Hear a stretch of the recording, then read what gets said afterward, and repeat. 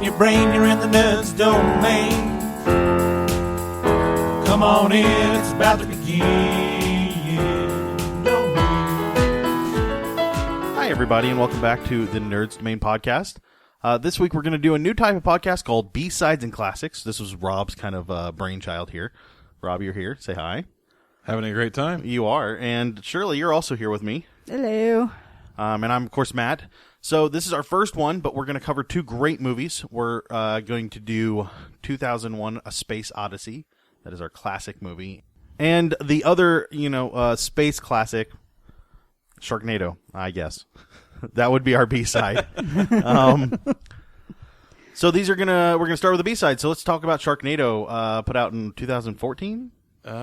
Yes. Yeah, We're really on top of this. They all came so quick that it's Yeah. really hard to peg a date on them because you know between Sharknado and Sharknado 2 is like 5 minutes. Yeah, this is true. So It was like a 6-month turnaround, wasn't it? it was really quick. Well, I guess from the theatrical release, it was only like a 3-month turnaround because they put it on Sci-Fi and played it 1,700 times. $200,000. That's all it brought into the box office. But you know what? That's still 200 theaters. That's a lot of money. 200 theaters. $200,000. That's probably triple their budget.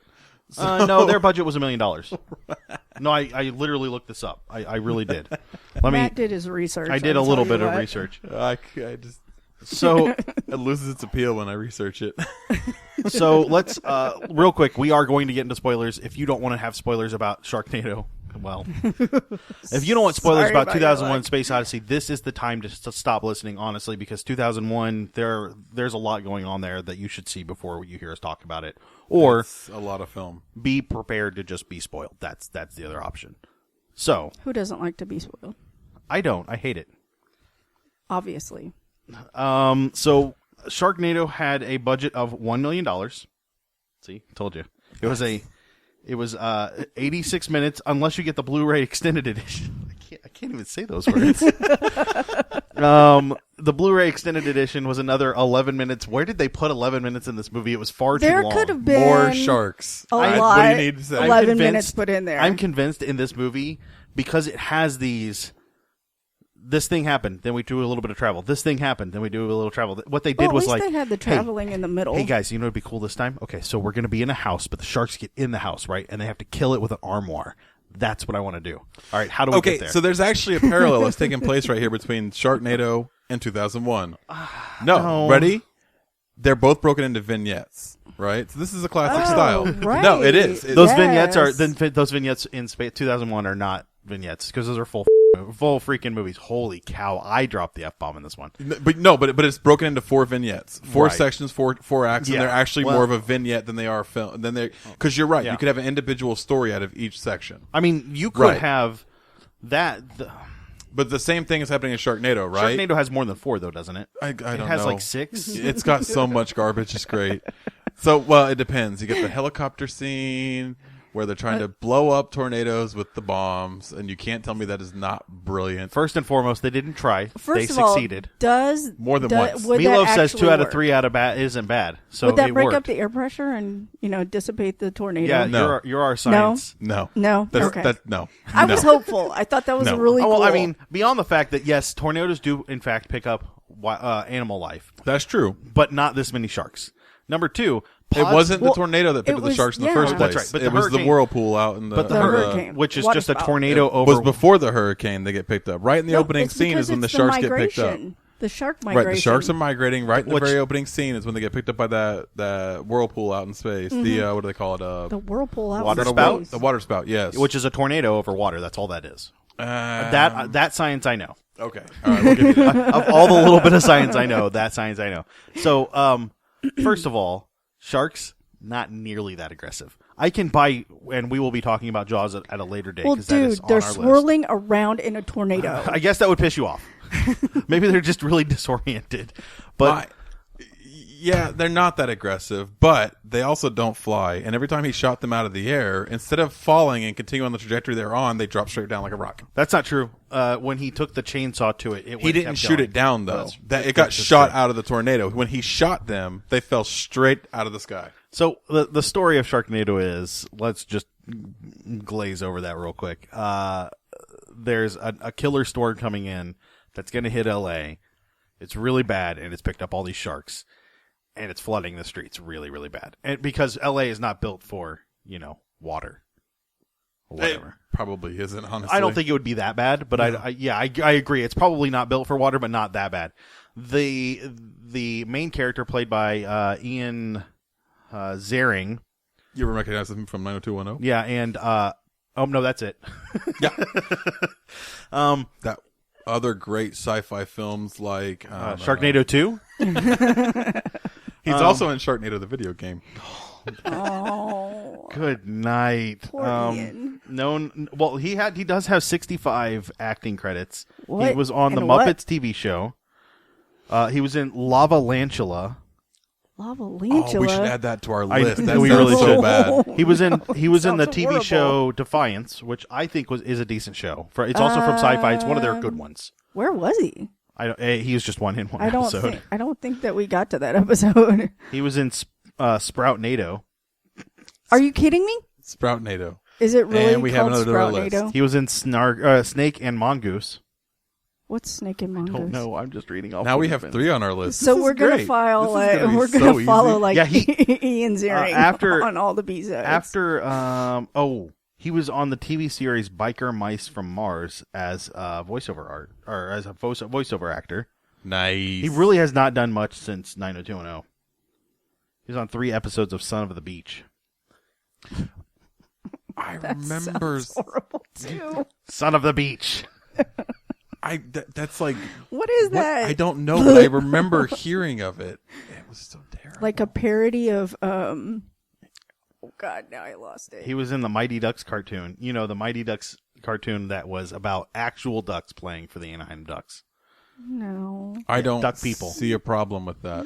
It's as though they took Howard the Duck and put hockey on it, and I'm not sure I have a problem with it either. It was just not great. Baywatch. There it is. Is that a parody on Baywatch? No. Son of the Beach. No, I don't That would know. be good, though. He was. Oh, I forgot that Melrose Place and 90210 they Merged. had crossovers. Yes. Oh my god, my world. Okay, so Ian was perfectly fine in this. He was a little over the top, but I think he was actually decent. The thing is, I think he was written to be over the top. Like, Yeah. they had some- Sci-fi has always done their movies. They've been doing this for as long as sci-fi has been sci-fi. Before it was SYFI, as a science fiction channel. They've always done these bad B-side This is films. also specifically an Asylum movie, which is Right. very important because we are going to watch a lot of Asylum movies in these. There's no way around that if you have a B-side show. Yeah, no, I mean- that by default, that's what Asylum does. Is They're like, hey, do you remember that movie they just put out that was important? Let's make our own little rip off of it. right, and they do it with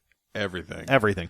Jurassic World's got one. Jurassic Park's got one. Yeah. All your Ghostbusters, all your Independence Days. You think of it, and they've done it. Yeah. So you get the Last Man on Earth. You'll have the Last Female on Earth. You get or the Last Female on Terra, which is probably something they've done. I mean, Or the last person on Earth. Right. They just change a couple of words. I think they've done quite a bit. They were at Indie PopCon last year. Oh, I didn't meet them. I should have. I think. I could have hugged those dudes. I know that. What do you call that? You guys do such great Oh, work. what was that? Toxic Avenger. Who makes Toxic Avenger? It's not. I don't know. But they were there, and they were the guy that runs that was super friendly. But no, this movie was not. Tara Reid was horrendous in this, and not just like kind of bad, but She is not a good actress. I know, I would understand. like to Ever. right. everyone else Like, in the movie. isn't The she reason in some she- adult entertainment, and she's horrible in that too? The reason she ever got popular was because of American Pie, Yeah, right? and she was okay in that. She was okay, in Right. that. And, Not great. and people thought that she was this like sex icon, and I don't Yeah. think that's really the case. I think that got blown way out of proportion. Yeah. It was more because of the movie than it was because of her. Yeah. The CGI and the effects in this are questionable at best. No. $1 million budget on a sci-fi film. I tell you what, we're gonna watch some B-sides that are gonna blow your mind how bad they are. Well, but I'm saying You've like given me an open gift to the world. All right, let me just clarify that we have Fido, which is a B-side, not a B-side, and it looks fantastic. Yeah. Right. So these are your first 2 films coming up. Following that, we got Barbarella, and it's gonna crush your soul. I've already seen it. It did crush my soul. I haven't ever seen it, so I've got some Shirley. soul crushing coming. You are gonna be so sad. got- It's so good. It's got boobies in it, though. I mean, Oh, hey. boobies. And they're not messed up 70s or 60s boobies. They're actually decent boobies, so it's all right. It's just awkward there's no point to them. It's just like, hey, you know what Oh, would make hey. this movie better? No, Boobies. it's built. Done. We'll get into that when we get into that. We can talk about that when we get there. It's going to be great. But no, like, the visuals in this for a B-side film are actually fairly well done. I You really can recognize that the sharks were sharks. Well, I feel like Well, except for the rubber styrofoam sharks. yeah, there were a couple of places. I mean, we could tell that they were supposed to be sharks, but there were a couple of places where you're like, yeah, that is clearly some foam thing that they put or together. foam. I guess my issue really comes down to more of the cinematography, because there were a lot of situations where they shot a scene and they would flip from one camera to the other, and the lighting and the hue was bad. Yeah, they were And really that- bad about consistency. That actually bothered me, and I know that I'm not looking to expect a lot from Sharknado. Don't get me wrong, but there's a level of I feel like there's a What? baseline level that you should have, and there's some simpling shooting techniques that you can do to clear that up. Oh, yeah. And they didn't do it. No, they're not supposed to. Well, but the whole thing, the approach that was taken with this film was to be a full-blown B-side parody. That was its entire purpose and point, because it didn't have a basis or premise off another film. Yeah. Sci-Fi requested this film. They said, Hey, guys, this no, is win this such film." a great bad idea. We need to do this. And I mean, even the writing is set that way. The plot is set that way. Yeah. Everything about that is designed around Well, that premise and principle. if this movie were a boat, it would be so full of cliches that it would sink. I mean, That's exactly the point, that- right? this that's, thing- that's like, I mean, almost every line they have is I a know. cliche line. Yeah, yeah. And then the Right. fact that the girl that's interested in Ian ends up with his son, sort of, in the end, was kind of creepy and weird. What I love about this film is what I love about this film is the same reason I like the new Full House episodes. Oh, really? Yeah, because they're so self-aware of what they are that they don't try to go beyond that. They try to embrace that. See, I got like 10 minutes in that first Full House episode, and I was like, I can't do this. This feels But that's- wrong and off. Because Full House or Fuller House? The Fuller House. Oh, okay. Because what I like about it is that it's so self-aware. Okay. Like that whole time. So like the first 10 minutes, the example from Fuller House, they're like, hey, you know, where's Michelle at? Well, she can't come and visit us because she's taking care of her fashion line in New York. And then everyone stops and breaks the fourth wall. And looks directly at the camera. Right. And that, Yeah. like that self-awareness doesn't stop the entire series. And I like that. Because they realize we had to come back. We had to do this thing that the fans wanted. And we're going to have fun with it and make it our thing. Plus, they got not- money for it. I mean, Yeah. that's Oh, yeah. Netflix money, which I can't guess would be small amounts of money. They probably got paid more than... Because none of them have been acting. Bob Saget was in freaking How I Met Your Mother, but other than that, what has he done? He does stand up. Well, but you get what I'm saying. Like, none of them are acting. No, he does them. really good on stand up.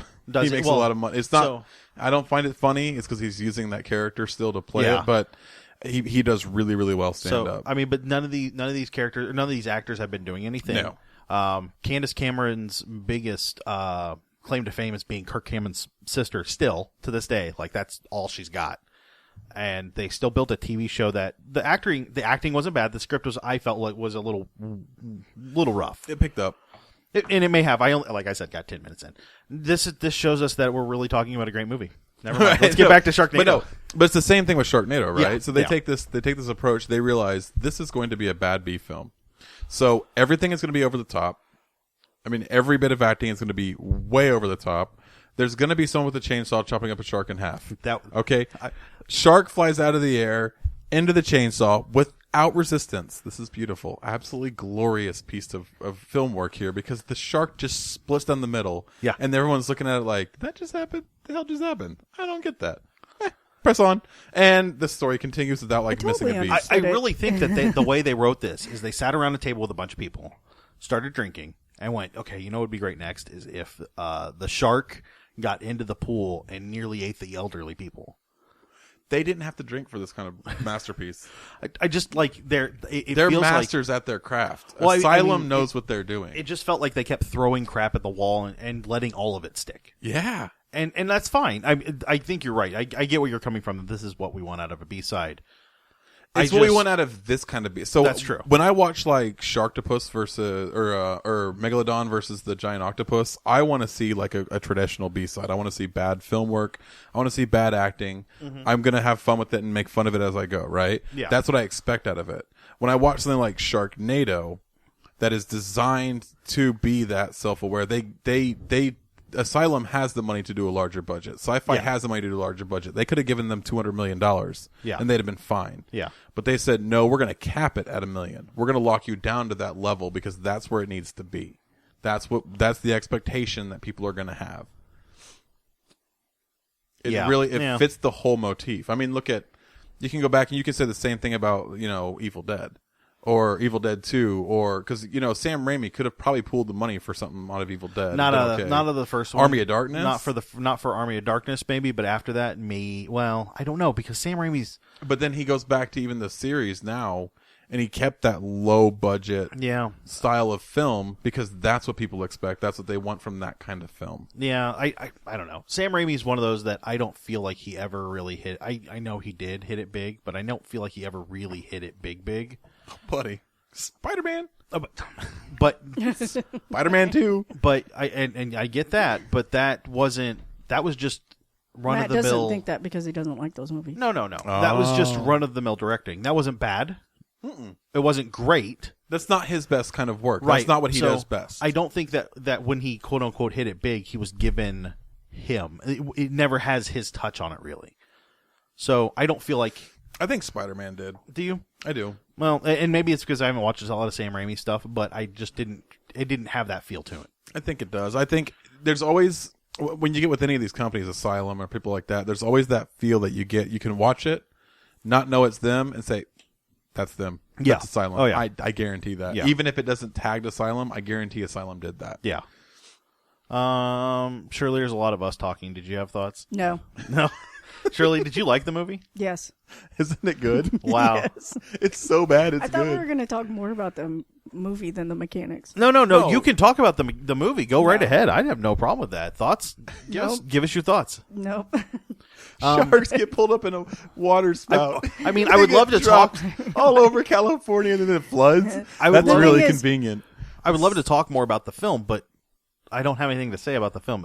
It was Yeah, I know. mediocre acting, mediocre writing, but that's what they intended, which is what we've Right. talked about. And that's what it was supposed to Ian- the type of movie it was supposed to Ian be. was fine, and I'm going to keep calling him Ian because I don't know how to spell or pronounce his last name. I'm going to keep getting it wrong. You can go with Finn. Finn. Oh That's yes, his- Finn. By which the is- way, the end of the movie, amazing. yeah. When he comes out of the No. No. Finn was Oh, the, the end. The The end. Finn. Yeah. No, I love when They he were comes like- out of the shark carrying Nova. Oh my god, that's so brilliant. Yeah. As if she would have been swallowed she- whole by the shark. she wasn't. She was swallowed whole. Didn't you see that helicopter thing? And Because that she that's would have how- been able to survive, and that one shark would have landed right there. Out of all the sharks in the water spout or the tornadoes, The or 20,000 sharks. rivers. I'm telling you, this is a romance film about his son and Nova. That's what this was about. She's all got The like journey to meet each other. the son is breaking the daddy issues. Look at that. Yeah, there you go. See? Yeah. Psychological evaluation here. I honestly felt like Nova was perfectly fine.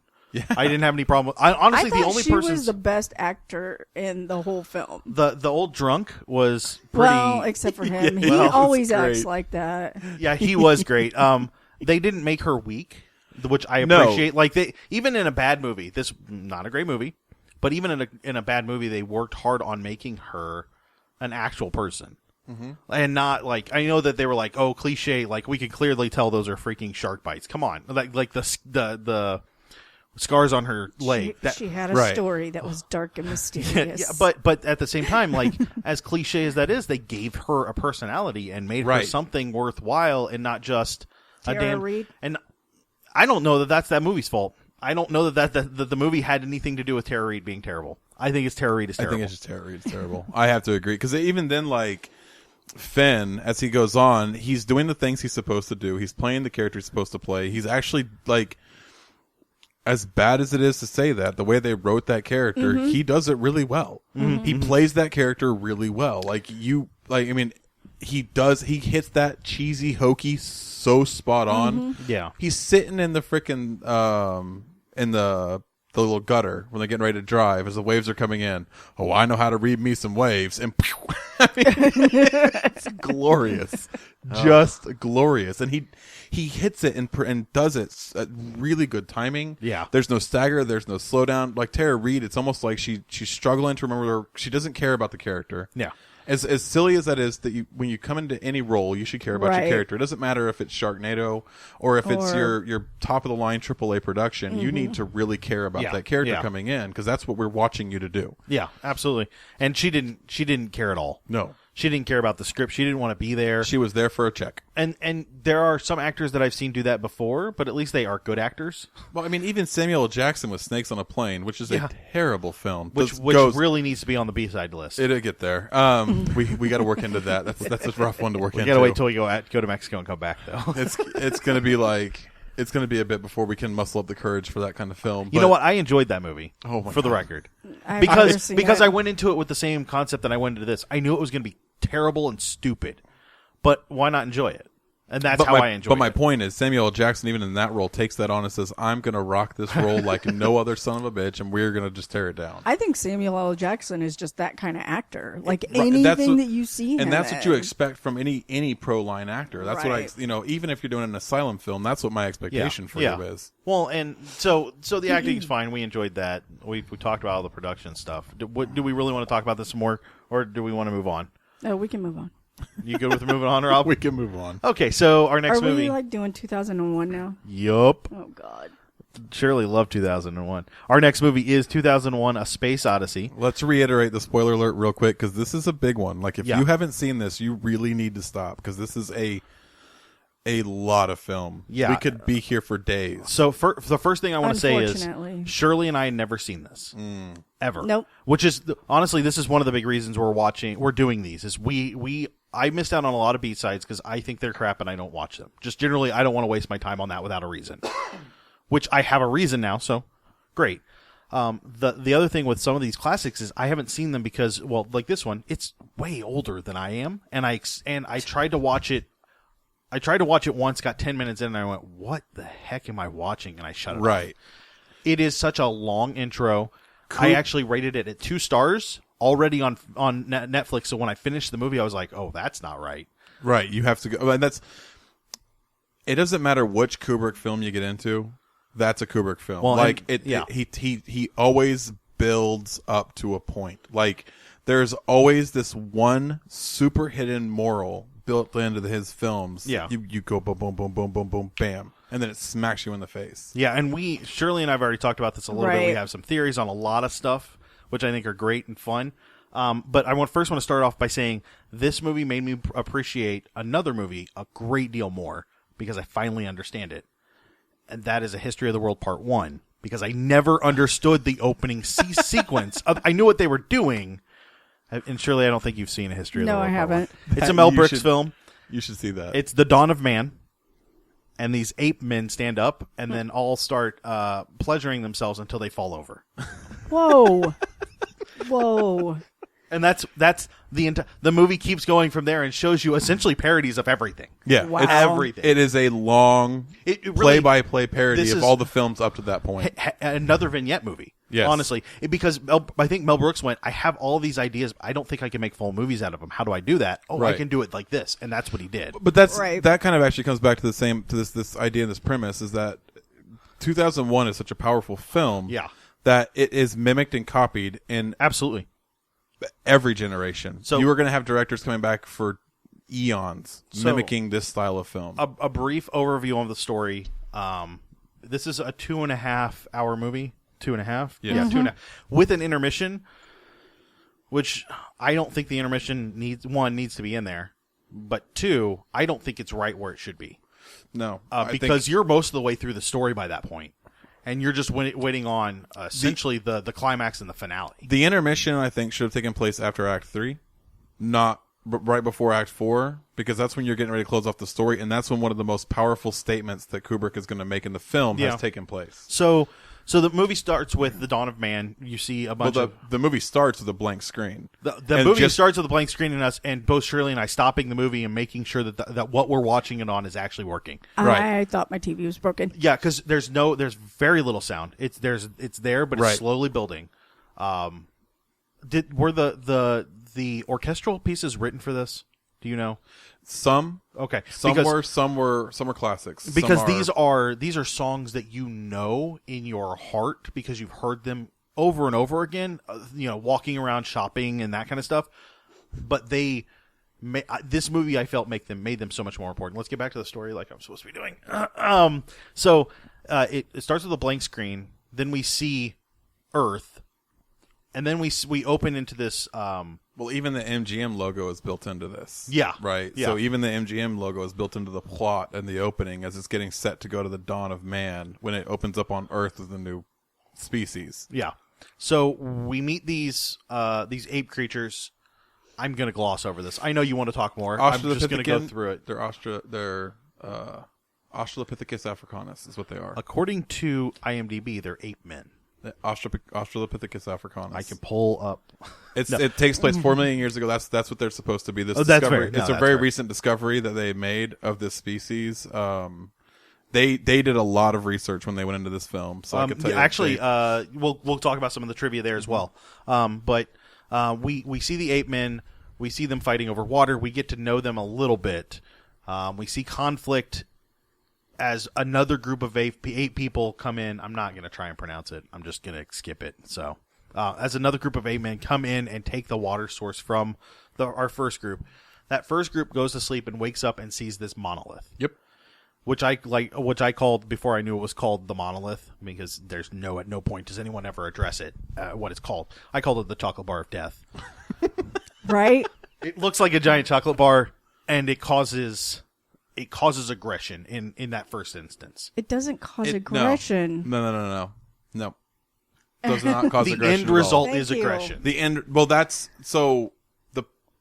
The finish your plot. We'll go back into this. Yeah. We're That's fine. going to go vignette by vignette by vignette because otherwise we're going to sidetrack you until you're not able to get through it. The second vignette is because that really ends the aggression ends the first vignette. It's the first group of 8 men come back, take the water source, and the leader of the first group beats the leader of the second group to death. Then we are in space, going to the International Space Airport, I guess. I'm not sure. I mean, it's clearly international and a space airport, so that's what we'll call it. We get to see a lot of stuff there. Hilton and Howard Johnson are like name dropped, which I'm not sure if that was. I'm not sure if this is a time when they did that to get money for the movie, or if it was just they put stuff in the movie and nobody was going to stop them. Kubrick didn't need money for the movie. Well, I don't think he did, but sometimes you still do that. I don't think that. I think that was everything that. He's the kind of director that everything is very intentional. Yeah, and I think it was to normalize the space sport. It is, but it's kind of a statement at the same time, right? Because these are big, powerful names. This is how you recognize, like... So when you look at the International Space Station now, it's not gone commercial, right? Right. You look at the old airports, then they a lot of them still had not gone commercial. They were still privately owned. And you didn't have that with your big commercial industries where it was a common hub. Was taken over by the corporations. That was how they handled it. That's how they ran it. That's what they did. So, I mean, the whole thing is set with that kind of mentality there, right? So this is a true commercial platform that they're working from. Yeah. So I think it was very, very intentional that the names that were put in there because they weren't like weak names that were going anywhere. No. It's kind of like Fifth Element using McDonald's. Yeah. I don't think that was a tie-in for money. That's a name that's probably going to be around by the time that century folds over. Yeah, this is not a Reese's Pieces for E.T. No. So we get to see the spaceport. We meet Dr. Lloyd? No. Howard Floyd. Dr. Floyd. We get to see him processed into the airport. He's going to the moon. We learn that there's something weird going on the moon. He goes to the moon. He addresses his group on the moon. They take him out to this dig site, and they find the monolith. And then we go to the next vignette. I mean, like, it just switches into the next vignette, and it tells us 18 months later. Yep. We're on the Discovery. The Discovery going to Jupiter on the Jupiter mission. We find out there are 3 crewmen in sleep, and then 2 that are awake. Dave and Frank. Thank you. and that HAL 9000 is running the ship. They do an interview with BBC. Yes. Which, again, I think that was just BBC did world news at the time, so that makes sense to do it through BBC. When the film was being produced, one of the things they wanted to do was keep it British, British elegant, and that's the popular newscast. Yeah. So the people that they chose was BBC. Well, and in England, you have one news source, you have one big news source, Right. unlike here where you have here in America where you have several. So I feel like it unifies that as well. So we saw the interview there. We find out that HAL is a little weird. The computer is an artificial intelligence with no body. It's just the computer. oh, it's the ship. Not entire- all. Yeah, not it's- all of the it's ship, but yes, it's the brain and the nervous system of the ship, Yeah. and it does even the pods. It's got remote control over. Yeah. I mean, really, the entire species is the ship. Yeah. And you kind of have to refer to it as that to rationalize what happened in this film. Yeah, so we watch as things develop on the ship. It's clear something has gone on with HAL, and something is going weird. The HAL series is infallible, has never made a mistake, and HAL is making a mistake. So Dave and Frank get into a pod where HAL can't hear them, discuss it, and that's when HAL notices them discussing it and can read lips because he's a computer. That totally makes sense, and I'm totally on board with that. They should have thought about that. HAL kills Frank. Yep. It's questionable on whether he just meant to push him away from the ship or if he meant to rip the air hose from his suit, because I want to come back to that. But HAL kills Frank. Dave goes out to save Frank and get him in another pod, brings him back, and then HAL won't let him back in the ship. Right. And then Dave jury rigs his way in, really does a good job, and it's pretty terrifying. Gets in, shuts down HAL, only to find out there's a secret mission. Right. So he proceeds on the mission, gets to just off of Jupiter, and finds the monolith. And where he's pulled into the monolith, we get a very psychedelic situation, which that is the only time I felt like it was way too long. That one was way too long. But whatever. Yeah, I can see that. And then the final vignette is Dave watching himself age and dealing with that. That's the best. As he's about to die, he's laying in bed, slowly dying. The chocolate bar appears again, and he becomes a fetus in a ball of light. Mm-hmm. And then that fetus in the ball of light appears above Earth. Yes. And is looking down on it. And that's the end of the movie. Yes. Now Shirley sits up because now she has things to say. Well, the thing is, I didn't want to interrupt No. you while you were doing that. I appreciate that. My initial view of this film this time, because the first time I obviously had no patience for it, this movie is gorgeous. The visuals are stunning. The slow, like you said, how slow it was, it could have sped up some. I don't think the only time I really feel like it that is during that trip through whatever that was. The pacing, some of the pacing that was slow was really deliberately slow, and I think it should have kept it that way. So like the breathing, right? Yeah. Oh, yeah. That's really important.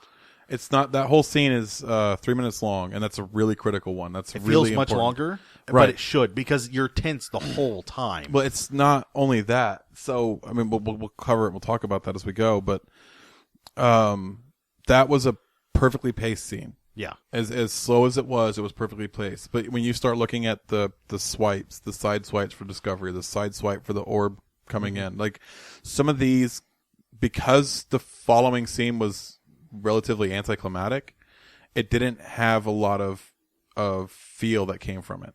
And so I think a lot of those, you could have cut down those and you could have taken and redirected towards HAL. Yeah. Or you could have done he could have done a lot of things with that 2.5 hours. I think it was very well paced for the most part. Yeah. But there are some spots that he could have cut and we could have seen more interaction with someone like HAL, because that I like that the mystery of HAL. it doesn't even have to be a backlog or story or an idea of HAL. It needs to just kind of introduce HAL as a character more, because HAL is a character. Well, but we're not introduced to anybody else on the ship. We know Frank, we know Dave, we know HAL. We should. Right, but we Right? don't get introduced to Frank and Dave any deeper than we do HAL. I Right, think they all because get the same. they aren't we get quite a bit of Frank because he gets the birthday. Mm-hmm. right? We see that he's got his family. He apparently, we know a bit about Dave because he calls up his. No, that was Howard. Sorry, that was Howard Floyd. He calls totally up his family. guy, yeah. Right. No, but we still get a little bit of Dave there. We get a lot of Frank, and the reason we get a lot of Frank is because Frank's going to die. Yeah. Right. Yeah. Dave doesn't die. Dave is our ascension. Wow. Dave. Go ahead. Dave doesn't die. Well, Dave doesn't die. Hold on. But so let's come back to the crutch the beginning, right? So we open the film. You see the people or the apes that are battling for the water source. Nothing is happening, and they're just it looks like Animal Planet, right? Yeah. Kind of, yeah. Right. right. I mean, and it does. Right. It feels kind of like Animal Planet special, especially from that era. It felt very, very Yeah. classic Right. documentary. And then, Well, and first, I want to say the prosthetics, very good. Yeah. Like, the ape like this men? is the same. Yes. This is the same time frame as Planet of the Apes. These were by far A lot more above and beyond what authentic. Planet of the Apes gave us. Right. Just Well, I think- so much better. I think a lot of that. I don't think it's necessarily a better quality. I think it's a better film work. That's possible. Yeah. Because I really think because they never really get like aside from like one or two scenes, they don't really get right up on their faces. Yeah. They keep that Right. distance. They for every once in a while they intentionally show the eyes to make it very humanistic eyes, Yeah. right? To give you that connection to Right. the characters, but they don't ever like really get in on them. So you have that ability, and the actors inside of there did such a good job. Yeah. Like that they were choreographed phenomenally. Yeah. And there's no talking for the first half hour of the movie.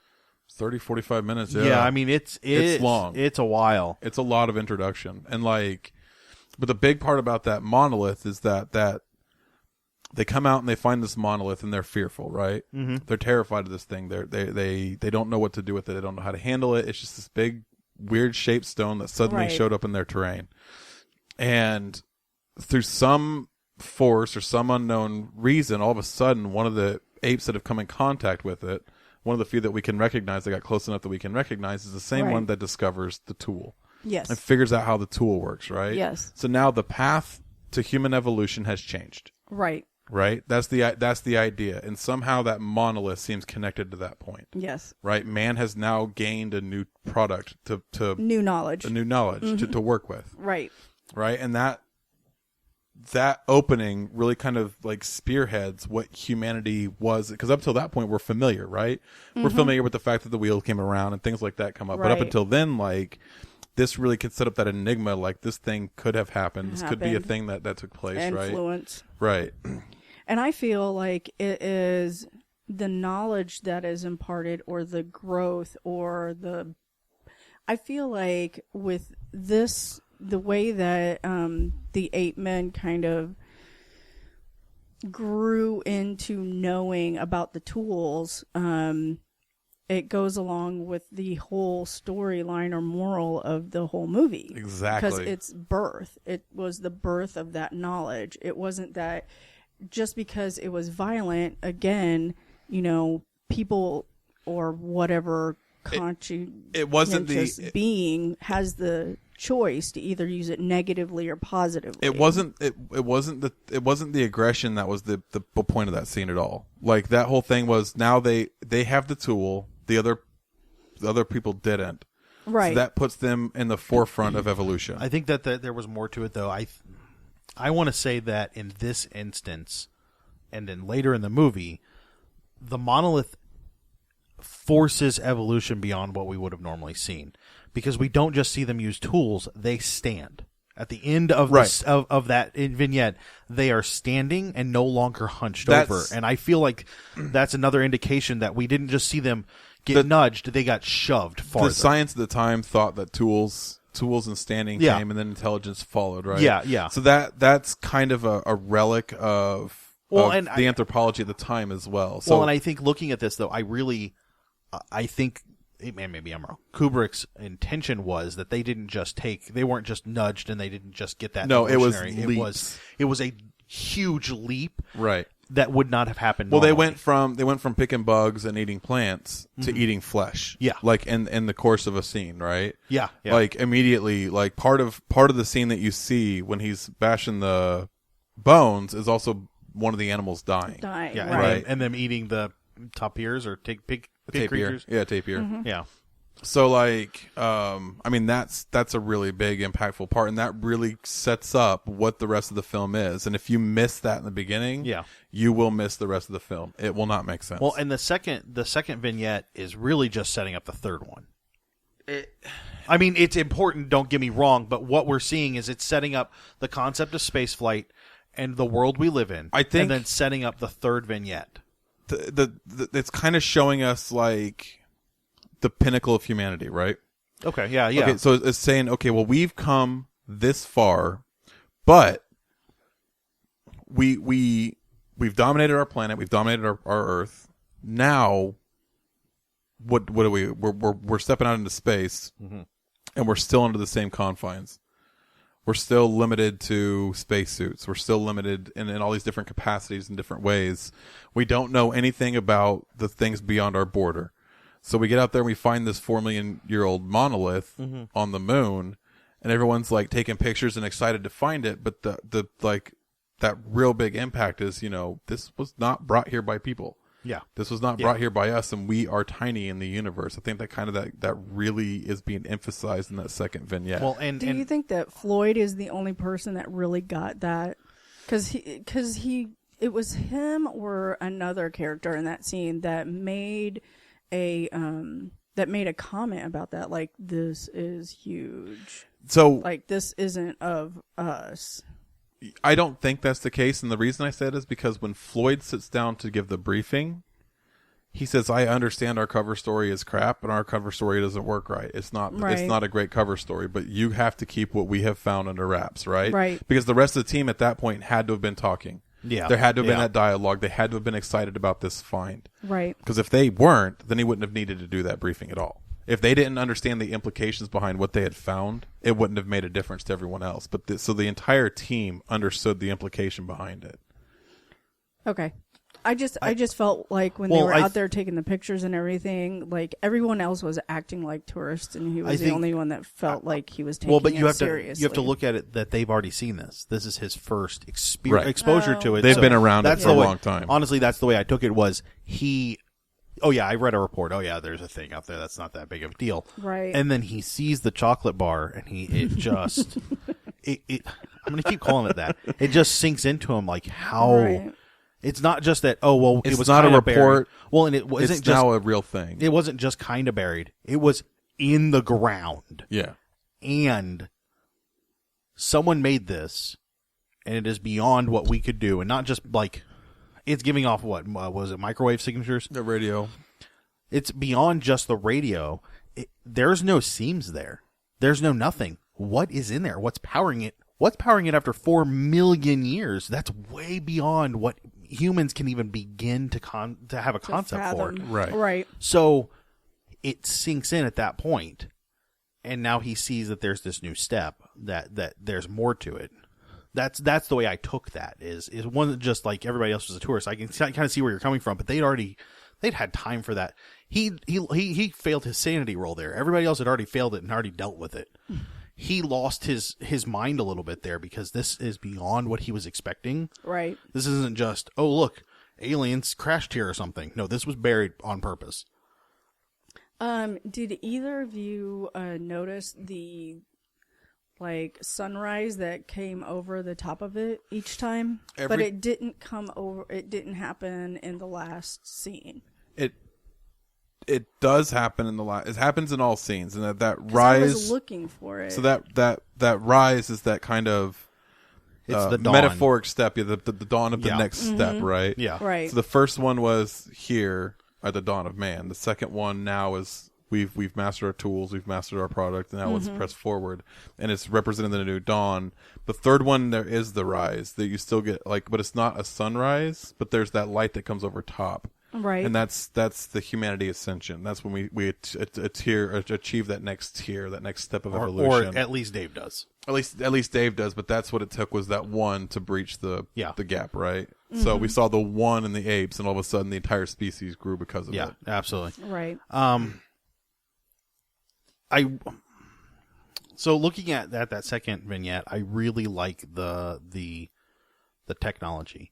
I understand it's a 1968 version of what they thought we would have, but it's so much clearer and crisper than what we've been seeing in Star Trek, which was made 3 Right. years earlier. I mean, it's not switches. There were no switches. There were interactive computers that were vector based, but they were still way above and beyond what we're seeing in Star Trek. And I'm very impressed by Kubrick's vision. So I think the thing that we look at, right, when we look at sci-fi films is you look at how they're going to predict our future, right? And you look at something like Fifth Element again. We'll come back to that because that's a good one. It's so far out, right? It's like 400 years out, 500 years, whatever it is, some crazy amount, right? And it doesn't really push us too far beyond where we are. Yeah. Right? I mean, it does in some ways, but no, not really. Yeah. Not really, right? It doesn't provide too much of a suspension of disbelief. Right. And I think when you look at Star Trek, right, that the idea was to do that, was to really push that and kind of, but I think they underpredicted how fast technology would go. And I think a lot of that is because of the research that was done. We talked about that a second ago as part of the trivia. Is they did a tremendous amount of research. Yeah. And you got to think like the technology that's powering satellites and NASA's using now in the missions that are coming up is stuff that's going to be commercially available 30, 40 years from now. Right. And this idea, or sooner. I mean, or sooner, but typically, I mean, even GPS, right? GPS has been around a hell of a lot longer than we've been able to access. That's true. Right. Ideas like this, and that's kind of how they approached the entire segment there, right? Yeah. Like we can communicate on a private network with some kind of channels, but even then, like they talk about, like, it took us 7 minutes to communicate with the people on Jupiter as we're getting to the third vignette. 7 minutes to communicate, we cut out the time delay. So they keep in mind that there's still that practicality. Yeah. And that practicality is there the whole time. Like you had to overcome how to move and maneuver in space, because we know that being out there for a long time now, especially, we know that you're going to have muscle atrophy. Well, and this is still early when we're in space when they moved. We hadn't even gone to the moon yet. Yeah, I mean, like, so I guess that again blows my mind, because Kubrick is already looking at ways of dealing with gravity that may or may not actually work. I will say that his science may not be actual good science, but he made a good go at it. He tried to make sense of it and look at how we thought it would work at the time and apply the future to that. What's really, I mean, there's little itty bitty little things that you don't think about, right?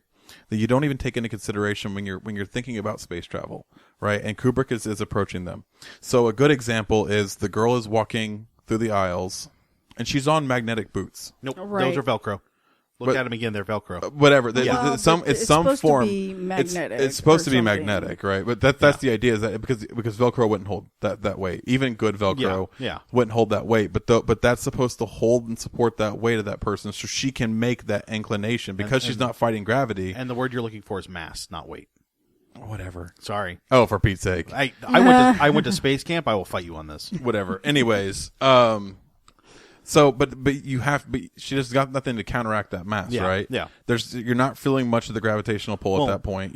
So she has to be able to do that, and because she's in 0G, she doesn't ever stop that. I mean, some of the shots were beautiful. The shot where beautiful. they get into the third vignette and Dave is Dave or Frank, I'm not sure. The one is running. The shots for that are phenomenal. I would love to watch it behind the scenes for how he did that. I can't imagine. The only because thing you're talking about a rotating room with the camera behind him in a Right. stationary position that just because it doesn't break, it doesn't bounce, and most of those scenes it doesn't bounce, right? Yeah, it's so smooth. The other thing you said, small stuff that Kubrick thought about. Shirley's like, why are all these stewardesses wearing stupid hats? And I'm like, it's hair. Like there was no practical way to film hair. Right. So all of them had short hair, which would have been proper for the time anyway. Right. But the women who would have had longer hair, they were in caps so that they could show that was something that Kubrick thought about and actually gave us one more way to not have to suspend disbelief. Right. Was, if no gravity, hair's going to go everywhere. And it does. It very much does. Think back to when he's working on the antenna. He sets the box on the ship. Yeah. Right. Now, if you're not paying attention, you don't see that it says mag hold right behind the box. Right. It's a magnetic hold whenever he's sitting there working on the ship. They had to solve the problem of being able to swap parts and not have them float off into space. Right. Right. So these are ideas that he's trying to solve these problems before NASA's trying to solve these problems, or with NASA's help to solve these problems, asking these questions that are so profound and powerful at the time that you're like, holy cow, man. Well, and the attention to detail, I think, allows us. I mean, we're looking at Hilton and Howard Johnson. I joked about that, but like, there was no like slowdown there. We knew if it had been filmed today, there would have been a Starbucks, but that didn't exist at the time, so of course they didn't put it there. But we saw such attention to detail and how everything worked. It just made it feel better. The names he chooses, the companies he chooses, the places he chooses. BBC will probably still be around. They're not gonna lose BBC anytime soon, right? And unfortunately, Howard Johnson was not the case, but that was a weird thing. Yeah, that was really happenstance and not so. But like Hilton is still a very popular product, a very popular brand now, and very powerful still. I mean, like So in the third vignette, we actually get our conflict. Right. Because there isn't a conflict until then, and I'm not sure that there's an antagonist here, but there's a conflict. I don't think there's a villain here. There's an antagonist, but I don't think there's a villain here. There isn't. I don't think so. This is a really challenging vignette. This is a really challenging scene altogether. I mean, everything about this is really... So, yeah, up until this point, the story hasn't progressed beyond the monoliths. Yeah. Like, that's been the crux that we've been following, and we've been trying to figure, okay, now what are these monoliths? What's the hell's going on? This vignette doesn't have the monoliths in it at all. It doesn't even talk about them until the very last section, the very last segment. Yeah. So it's not even, they're not even connected or conjoined, right? We know they're going to Jupiter. We assume it's for the same reason, but we don't know that yet. We don't know what the purpose of this is. We know they're on another special mission, and they don't really know. We know there's a lot of precautions being taken. There's a lot more being set up and done. But we also get a really interesting part because they introduce Hal, the HAL 9000 PC, as a sixth crew member. Yeah. Okay. They're recognizing him as sentient enough to define him as a crew member. Yeah. Which is really, really important. And right? then we get to see Hal flex that a little bit. Because there's some times where he says stuff and I'm like, that, like, even looking back at Star Trek, Data doesn't have that self-awareness at points.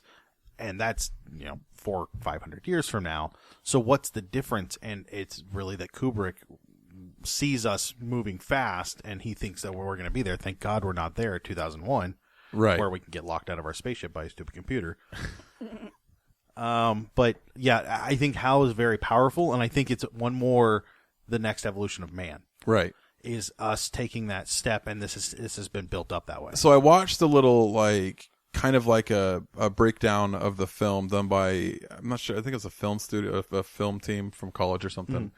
And one of the things that they present, which I think is really, really interesting, is that it's not the next evolution of man; it's the evolution of man's tools. And now we are at a point where the tools can surpass us. Yeah. Right, and the tool is starting to show that it has the capacity not only for self-awareness and for emotion, but also with the capacity to bypass us. Yeah, I can continue the mission. I don't need you. You're my maintenance crew. You're boring and dull. I mean, he's sitting there like, you look at all the different spots that Kubrick takes the vision through Hal's eyes, and they're rather dull, menial, or minimal things. Even look at the guy. He's out in the 3 minutes he's breathing. Yeah, Hal doesn't have to do that. Yeah. Hal doesn't have that constraint. Hal doesn't need the air. Hal doesn't need the heat. Hal doesn't need any of these things. He's going to continue to operate despite these limitations, right? So perception for him, who's self-aware, and for that type of series is probably that I am beyond that. I don't make mistakes. I don't have the same flaws that you have. And even when they talk about the mistake that he made, it's always human error, is what he says. Right. Because nothing else makes sense to him. Right. Yeah. Because they are infallible. Right. Yeah. And so, at that point, it's not a matter of Hal trying to rationalize his mistake, because that's not what happened. In Hal's mind, the mistake never happened. To the crew, the mistake was Hal. Hal made his first mistake. Right.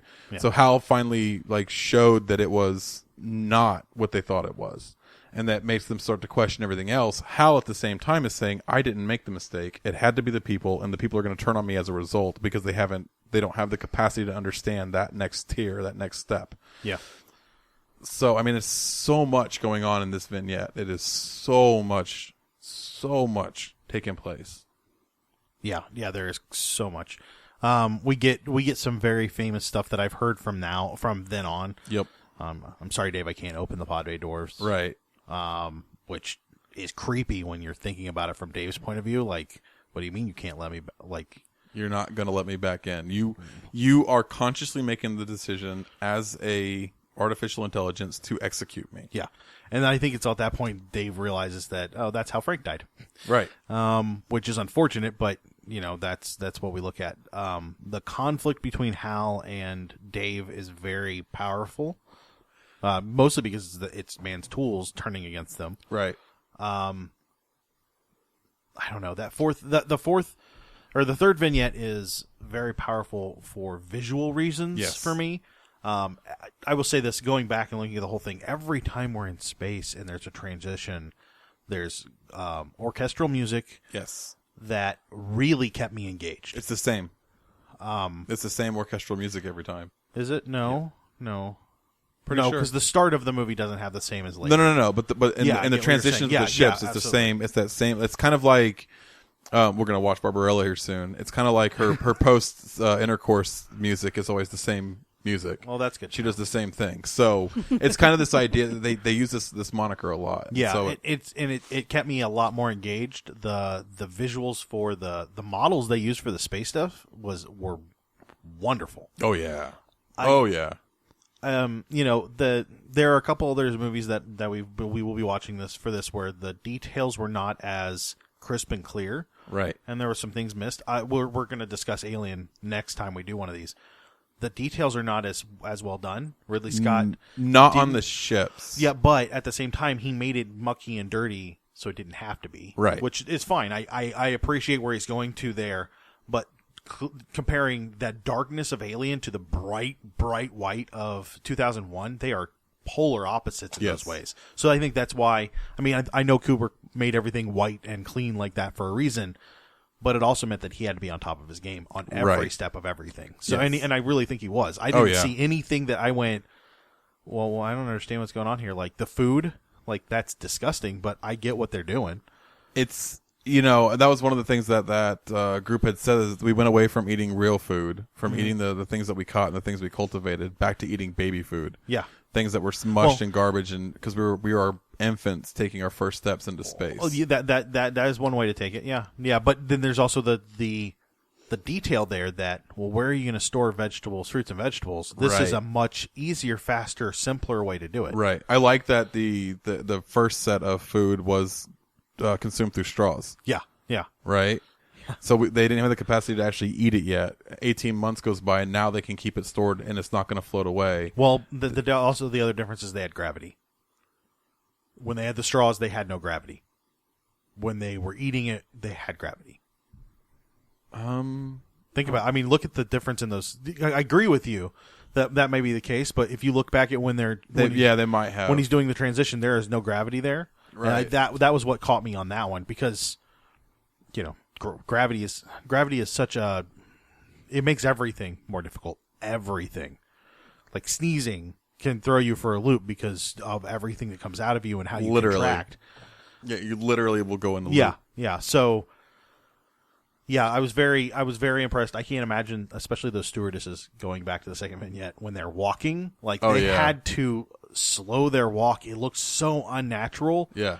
And I understand that probably will look a little more natural if you actually were doing it, but they were trying so hard to make it look like this is how they learned how to walk in space. Right. I really appreciated what they were doing. Oh, yeah.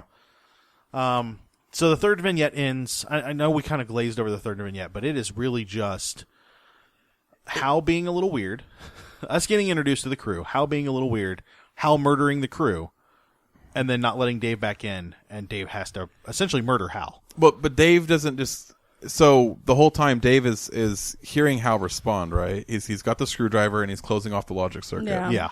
He's changing it and altering it, and you can hear Hal pleading for his life. He is. He's pleading. He's pleading. He's pleading to exist. He realizes that I'm not the all powerful that I thought I was. Someone else has control that I don't have. Right. Yeah. And it literally is eating him away at each step and each part of the progression until he gets back to his infantile state. And I thought original programming, I guess. Right. And right. I think it's just that he loses his sentience.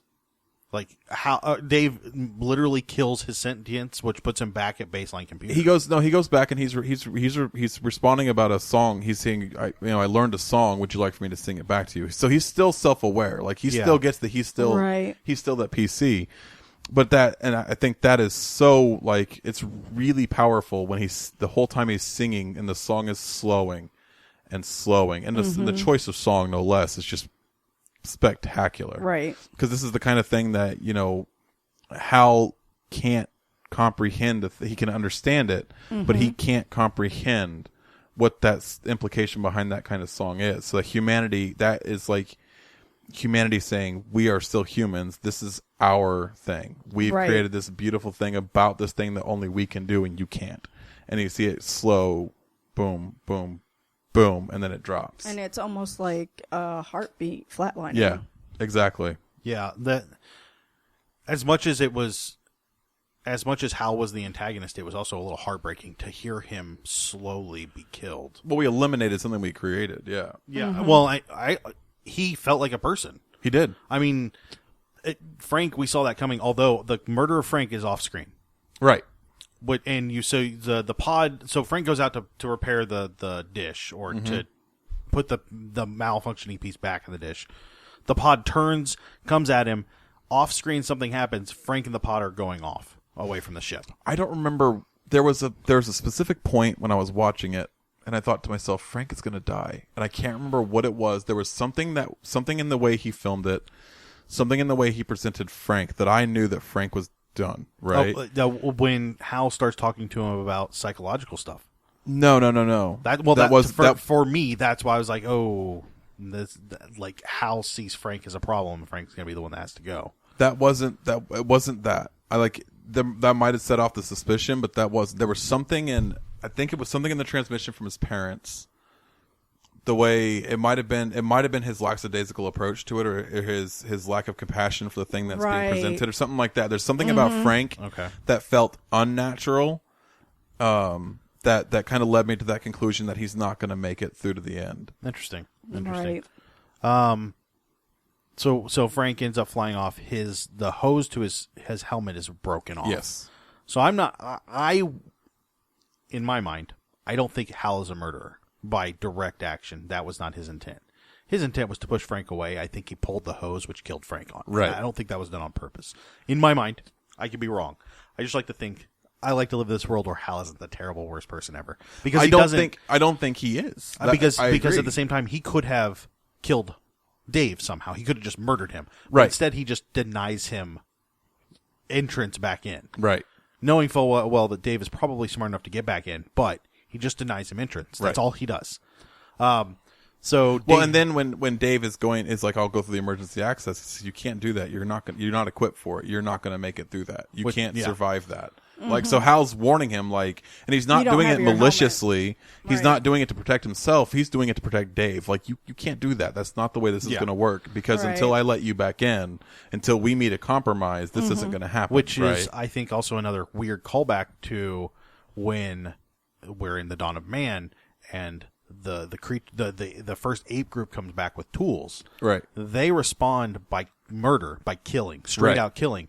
Hal responds to protect himself by not. And there's a difference there, and I think it's important, at least in my mind, to note that our tool, Hal, has chosen not to go that direction. Well, we're supposed to, at that point, as a society and as a species, we're evolved, right? We have hit the pinnacle. We are scientific. We are rational. We are not driven strictly off of emotion. Right. We're driven off of the rationale that we have, right? And that really is a different kind of species, and that a species that would have created a computer like that, because we would have had to have put all, and even then they said that, right? We programmed him to be like that. That's true, right? They would have made those choices, to try to avoid that mentality for him. Yeah. So, but then the motives for Hal aren't. The motives are clear, but whether Hal is actually intending on killing or accidentally killing are two different things that aren't ever clarified. So we can't say that Hal isn't like the apes. That's true. Right? Because that could be his response was, well, I'll kill this other crew member and that'll stop them from messing with me. Yeah. That may have been his mentality, but we don't ever have that clarified because there isn't a true. dialogue that takes place that rationalizes that. Yeah. Right. So moving into the fourth vignette, there's a transition between the second and the fourth, or the third and the fourth, that is just really psychedelic vector images. This is important because you mentioned it earlier. Yeah. The music that plays in space when they're traveling through space is the same music. Yeah. The music that plays when he's traveling through the dimension is not. Right. That is a good point. That one I felt that in that instance it ran too long. That transition chunk did not have to go that long. That's the only part of the movie that I feel like that about. But we could have cut out half of that and been fine. Right. Right. I would have liked to have seen him take more shots back to Dave. That's what I would have liked to have seen. It could have been the same length. I wanted to see more reactionary shots from Right. Dave From him. to kind of get that feel for what he's feeling as he goes through. Because you get a couple, and it starts in like awe and wonder, and then it progresses into terror and fear, right? Right. Which is different because when they approach the monolith on the second vignette, they're not fearful. Right. They aren't. They're like, this is amazing. This is one. And even the one guy, he's awestruck, but he's not afraid of it. Right. Right. Dave's afraid of what's taking place. Dave is now approaching this next step with fear. Yeah. Yeah.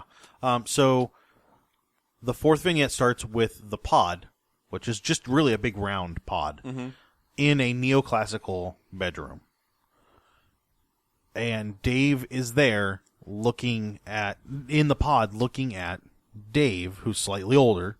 And you could tell from because you really only see his face. You could tell from the aging around his eyes. Well, he can't see anything. He just sees the back of a man. Well, his hair's grayed and he's aged a little bit. Yeah. Yeah, but this man is in Dave's spacesuit. And then when we get his perspective, he looks back. There's nothing there. Right. And this is how it transitions: is the current sees the future. The future looks back to see what we are currently in, and it's no longer there. That makes us in this future arc, Right? And it progresses through that, and he gets older and he gets older. He's eating at one point. His last dinner, The Last Supper of humanity. And then it's interesting. And then we see him in the bed. And honestly, this is actually a relatively quick pace, Right? I mean, compared to the rest of the film, it's still Right. slow and lets it seep into your brain what's going on, but it's relatively quick. I want to say this is maybe the last 15 minutes of the movie at most. 15 or 30, yeah, total. And then he's in the bed. He sees the chocolate bar, and then we look back at the bed, and there's just a fetus there that is Glowing in a ball of light. And then literally it transitions to the ball of light with the fetus looking over the earth, and that's the end. Yep. Right. So I feel like, in a way, they were saying because all of the advances that were made up until that time, because we got rid of Hal, maybe we couldn't handle everything that we made up until then. And so we had to go back to a certain point in our evolution because he's like sitting in almost a Victorian neoclassical, yeah. neoclassical with bed and comforts, and there's no electronics around, Yeah. except for the lights. They may be electric, and he has real food with real silverware, and everything is basically from that period. So we had to go back to a certain period to progress forward where we weren't, I don't know, like destroying the progressions I that looked we at made. So when you look at the floor, okay, you see the floor's in the grid mark, and it's got the incandescent lights coming through, right? The they're incandescent lights, they're not fluorescents. And so this isn't home. This isn't where we're supposed to be. To me, it felt like whatever had set off that monolith in the first place was taking that next step with him, and it took him that long to rationalize and figure out what that next step was, right? Because they never introduce themselves. You never see what they are. No. And I think it's intentional. You never do, right? But like the whole time you're in this area that's really confined, but the whole time you're given a creature comfort, and Dave is never happy. He never seems happy. He never smiles. He's never excited by it. He's never blown away by it. He's never awestruck like Howard Floyd is. The whole time he's just going through the motions, right? He is never ecstatic over the thing that he's seeing, right? So he's being given the ultimate creature comforts that you can provide. Great food, because this wasn't regular food, right? This wasn't the Right. food that he was used to on the spaceships. It wasn't the food that he was used to before. Right. He was eating real food, right? Real plants, real animals, and it wasn't satisfying him. He wasn't smiling and walking away from it. He wasn't looking at his former selves and smiling and waving like, oh, that's who I was. The person in the suit wasn't looking at him excited and saying, that's who I was and that's who I'm going to be. There was none of that, right? It was this very minuscule expression of just kind of acceptance, Right. right? And so he was given what they would have defined as the creature comforts that he would need to survive, right? To survive in really comfortable settings. And then, interesting in there is when he knocks the wine glass off, the wine is still there. It's still in it, Right. right? So this isn't. So the question is this even really taking place in the way, or is this how he had to rationalize it to make it work? Well, and I have two theories on this. The first one is this is the aliens, which we never see, and I'll mention real quick. So when Kubrick was making this film, he consulted with Carl Sagan, and Sagan, he said, "What Sagan? What are aliens going to look like?" And he said, "Not us. They're going to be so beyond what we would expect, even if they're at the same level of development. They're not going to be humanoid. We don't know what they're going to look like. So putting them in there like that, it's questionable, Right. And so that's why we have no alien. So Carl Sagan is the reason we have no alien. So what I think is happening is the aliens are experiencing the span of a human life with Dave to understand him, so that as they're bringing him forward to them into this new life as a newly evolved creature, which is the fetus, they understand where he came from. He understands where he came from, and they can experience that together and then bring him up to where they're at. I think this is the way that they got there in some way, shape, or form, and so they're bringing him there as well. Bridging the gap. That's an interesting take on it too. Yeah. My other thought, my other theory is that something happened when Dave saw the chocolate bar in space. He got sucked into it, and whatever was there broke his mind, and this is his mind dealing with the fact that it's dying, and this is all he's seeing. He has lost his sanity, and so this is it. You guys check out our massive Naruto tip. No, I really we had the conversation. So what if this is? So Matt and I had this conversation. So what if this is a Cthulhu-like creature? It's not actually, and so there. So what you're seeing and what we talked about, and I think I agree with you in general sense. What we're seeing is this evolution. What if it's not evolution? What if it's insanity? What if the ape creatures are given this insanity, and that's what causes them to pick up tools, because that was so foreign to them before. Now it fits what they want to do, and that aggression we see is they've lost it, and that's what they have to do. What if Hal, and the reason he had a mistake is because the monolith messed with his internal logics. He's gone insane. That's why he's spouting fallacies.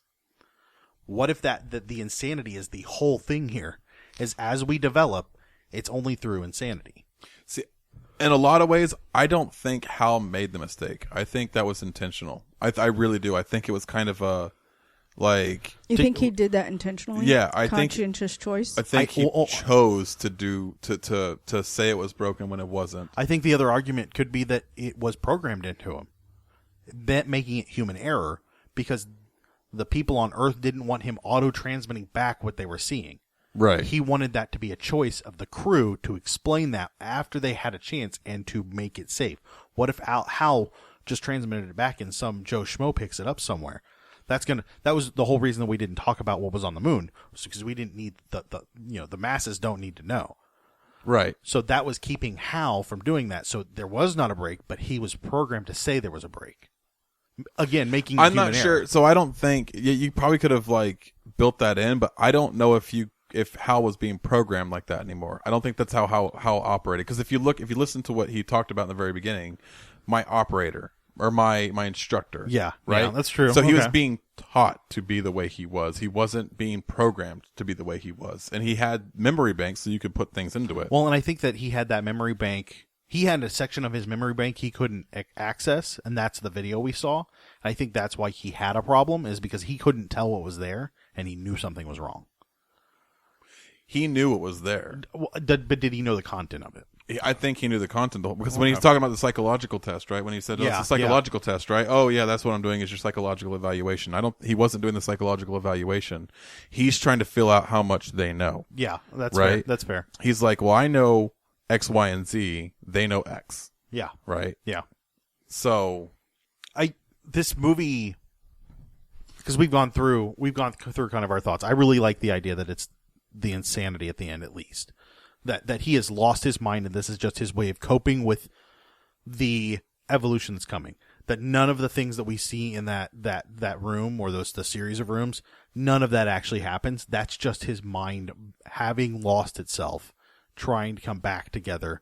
And when we see him as a fetus in the orb, that's his mind trying to deal with the rebirth that's going on to become this new evolved creature. Could be, but this movie is powerful. I mean, yeah. Shirley, you didn't care for it. Not really. That's fine. It's not going to be for everybody. I mean, I do believe there is a lot of moral implications, and I feel like if some of the psychedelic LSD trips were taken out of it, it would have been a really good movie.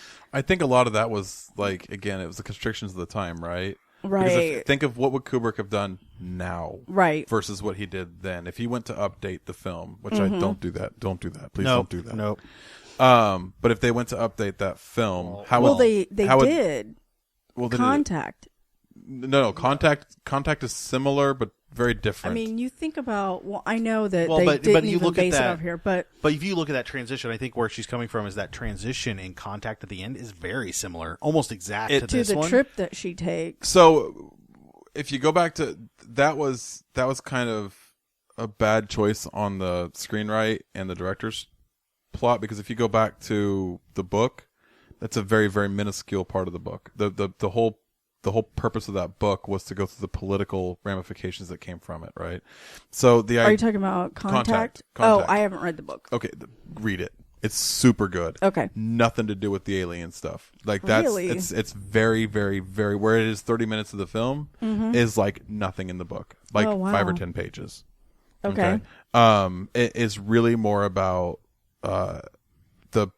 the politics of the time. Like what's going to happen when we find out that this is something that exists, right? Like this is what's really going to take place. What's really going to transpire? How are people going to handle it? How are people going to rationalize it? What are they going to deal with? What are the kind of problems that are going to arise from it? Right. That's the whole. And I think some of the film did a great job presenting that. Like you get your extremist groups and things like that, because that is going to be the case, right? We can feel that that is something that will take place. People are going to deny it. They're going to denounce it. They're going to stand there in front of an alien and tell them you are nothing but rubber and makeup and a mask, and you're doing a damn good job, but you're not real, right? That's something that's going to take place, right? That's your mom, But I mean, people still deny the moon landing. Right, and it even never to this day, happened. right, and as if it's not a real thing that took place. But that kind of idea, that kind of notion of this event is really what that story was about. And I think that's, they do talk about, well, now you've taken your first steps into a bigger world. Like you individual Ellie, and you'll get out and you'll tell your story, and other people will hear it and they'll learn the story. Right. But it doesn't change the species in the same way. I don't think that kind of implication is there. It's that transition. In Contact, there's that transition that Ellie goes through. The wormholes that we saw similar in this one. That psychedelic period in 2001. I don't think. I think know. the idea that the human mind can't rationalize these things is probably a pretty fair idea. No, that's right? fair. That's fair. Yeah. Like you're talking about. I mean, because they do the same kind of thing in Stargate. Yeah. Like when they're trying to perceive what's happening as they're being ripped apart, then rebuilt at the other end of the wormhole, right? They're trying to put this together and figure this out and make sense of this thing. Like, I don't think that the idea that the human mind still at that point, especially him for that point, he could not rationalize these things that were taking place. There's no way to say, that's a pretty star. that's a spaceship. Because some of those things looked like they could be spaceships. Some of those Yeah. things looked Yeah. like they could be. I mean, they all had some kind of recognizable shape, but whether it was supposed to be or whether it was or was not, So Yeah. he you couldn't didn't put that know. together. And the whole Right. time that's why I wanted more reactionary shots from him, because the whole time he's trying to put this together and he can't. Yeah. So I didn't care for the end, the ending vignette, the fourth vignette. I just didn't. I felt like it could have gone somewhere else and really closed off the movie in a way that I would have felt a little differently about it. I still think this is a fantastic film. I didn't care for the fourth vignette because the first three are very, very clearly defined. That's true. Yeah. Right? I mean, that's another problem. Yeah. There is an implication. It's very, very clear what the goal of the director was, what the goal of the narrative was. Right? Yeah. And the fourth vignette is so abstract in comparison that we are sitting here having an hour and a half conversation and Yeah. we can continue doing this for the rest of the year and Yeah. not come to a conclusion. It's not an hour and a half. I'm just making up. No. But no, I mean, it really, we can continue to have this dialogue for a long time because it's so abstract and there isn't like a clear sense of direction with, as an audience member, what I'm supposed to take away from that fourth vignette. Right? Yeah. And it's beautiful because it's exactly art. You know, we've had that discussion before. It is exactly art because your perceptions and your views change based off of who's watched this ending. But Right. it's so, there's such a stark contrast between this and the rest of the film that I think it broke the flow of the film. Okay. Yeah. I could see that. So here's the wrap up. Let's talk about Sharknado again, because now that we've talked about a good movie, let's go back to a crap one. Overall, out of 5, what would you guys give Sharknado, Shirley? And to talk about it just a smidge. Yeah, I would give it a 3.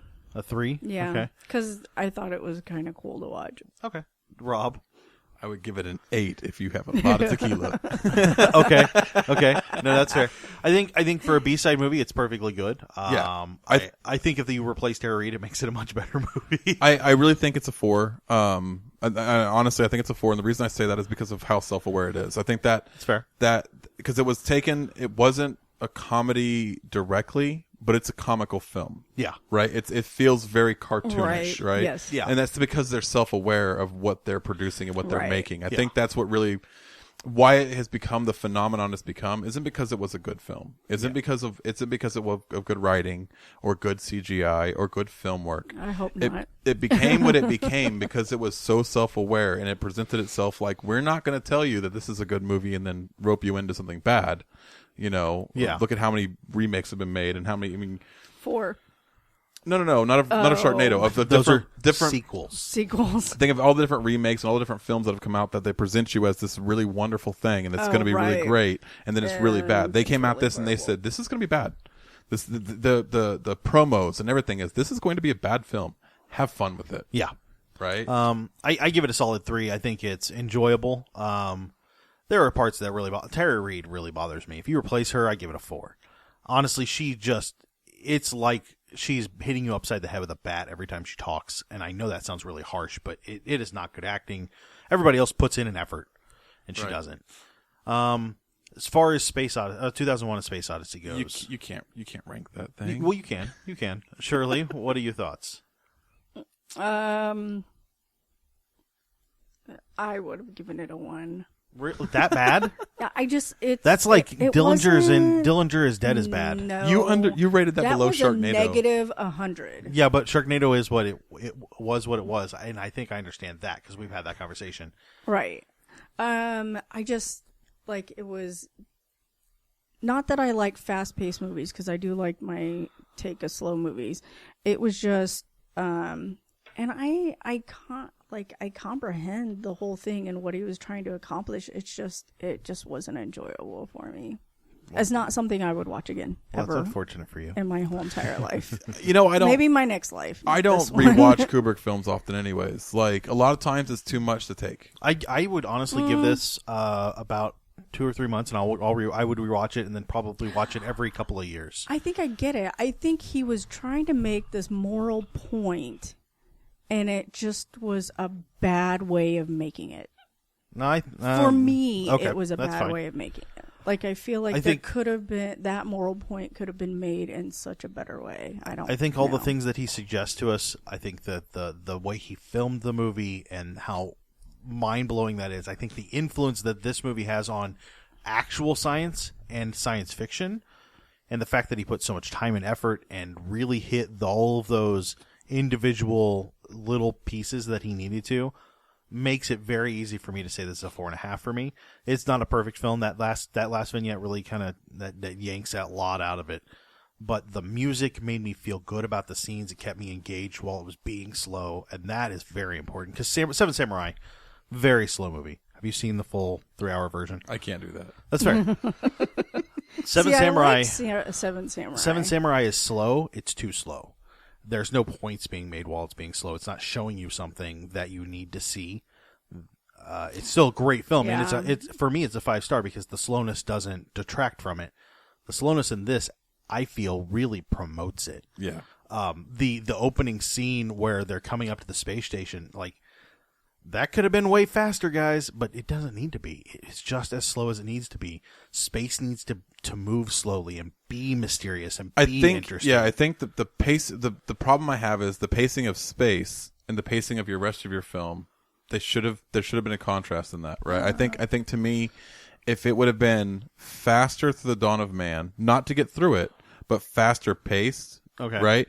To kind of re-emphasize that they're on Earth, they're here on the planet, this is what they're doing. And then you get to the space and everything has to slow down because Yeah. you have to be meticulous through it. Yeah. Then I think it would have been a little more impact in the slowness of the rest of it, right? Fair enough. I don't think I needed a scene of 20 minutes of the nurse or the waitress walking down the aisle, then walking up the walls, then walking down the aisle, then walking down the aisle, then walking, like some of those little things, like you could have gotten your point across without needing that. And again, you could have taken that and redirected that towards the end or towards the interaction with Hal. I got 5 time points for the character at the end, and I don't have any way of rationalizing. I understand that it's the same person and it's not following our rules of logic because it's not our plane of existence, right? Yeah. But that doesn't mean that you couldn't have better clarified that by giving yourself more film time to work with. That's fair. That's fair. I kind of write that last vignette off, honestly, because I feel like that last vignette is left up to so much interpretation. So it is what it is to you instead of just being a thing. So what do you give it out of 5? That's a 4.5. 4.5. Okay, perfect. Next week we are talking Alien, the first one, non-plural, singular Alien. This is a Ridley Scott film. This is like his second or third film. This is a really early, 79. Yep. Which there's a contrast there because we looked at this movie.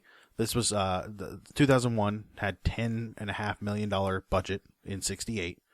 Ridley Scott had an $11 million budget 11 years later, which there's a lot more money in 68 when you're using $10.5 million. Yeah. And I think it shows in a lot of ways, but not in bad ways. I still think we'll talk about Alien and find that I think all three of us enjoyed it. So Alien and Fido, a Lionsgate film from 2007 that is interesting. When you hear the word Lionsgate, you know it's a good one. And it makes me want to go play Fallout. I love It does. Lionsgate. I mean, like, it really does. So we'll get back into that in a few weeks. So this is going to be the 4th kind of episode that we do. So we're going to do our What You Doing, our immediate movie reviews, Criterion Collection, and now our B-sides and classics. So those are going to be on rotation. Keep an ear out for those. From all of us here at Nerds Domain, we will talk to you guys real soon.